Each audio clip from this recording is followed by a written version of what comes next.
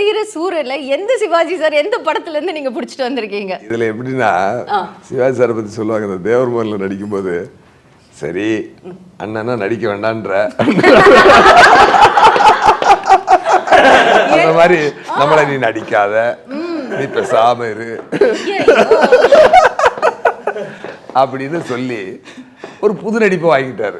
நான் ஒரு சீன் நான் ஃபுல் டைட்டில் அடிச்சு முடிக்கிறேன் அப்படின்னு நான் கான்ஃபிடென்ட்டாக அடிச்சிட்டேன் அந்த ஷாட்டை.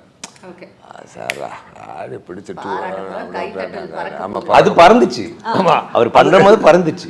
அதுக்கப்புறம் எல்லாரும் ரசிச்ச அந்த சீனை இவர் வந்து ஒரு ஸ்டூலை போட்டு பக்கத்துல வந்து இப்படி உட்கார்ந்தார். சார் அந்த சீனை ஆமா அது ரொம்ப நல்லா இருக்கு, இது இது வேற மாதிரி பண்ணலாமா சார் அப்படின்னாரு. எப்படி சார் அதேதான் எப்படி சார் அப்படின்னா இப்போ ஒரு கேஷுவலா இப்போ நம்ம நார்மலா பேசுவோம்ல அப்படின்னு ஒரு 2 லைனை அவர் நடிச்சு காட்டினாரு.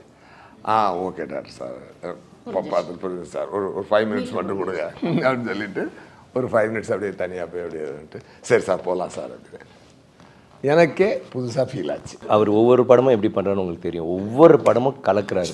இதில் வந்து அவர் என்ன நினச்சிட்டு இருக்காருன்னா நடிக்கலன்னு நினைக்கிறாரு. நீங்கள் பார்த்துட்டு you will say that's one of his finest performance.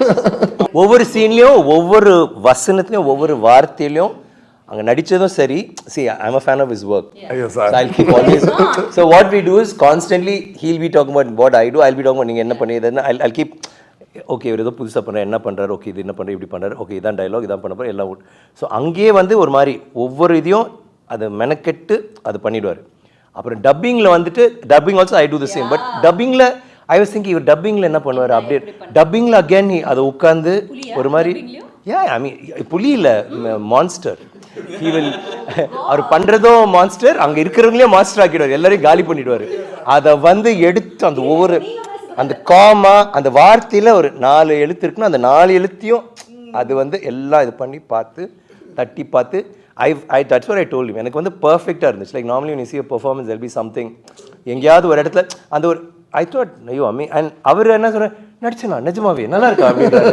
I said நீங்க பாருங்க படம் வெளில வந்த பிறகு how people are going to talk about எல்லாரும் உங்களை பத்தி என்ன சொல்ல போறாங்கன்னு. He's done it like that. சரி இப்போ வந்துட்டு துஷ் கிட்ட கேட்டு I'll come to you. Okay துஷ், ஒரு சின்ன தத்தளிக்கிற ஒரு யங் குழந்தைய கொண்டு வந்து இப்படி சுறாக்களுக்கு நடுவுல அப்படி ஒரு இரையா போட்டு தப்பிச்சு ஓடி நீச்சல கத்துக்கிட்டு இப்போ இவர் பாராட்டுறாரு. இப்போ ஏய் துஷ் நீ நல்லா பண்ண அப்படின்னு இவங்க எல்லாம் சொல்லும்போது எப்படி துஷ் உங்களுக்கு இருக்கும்? நான் கூட நைஸுங்க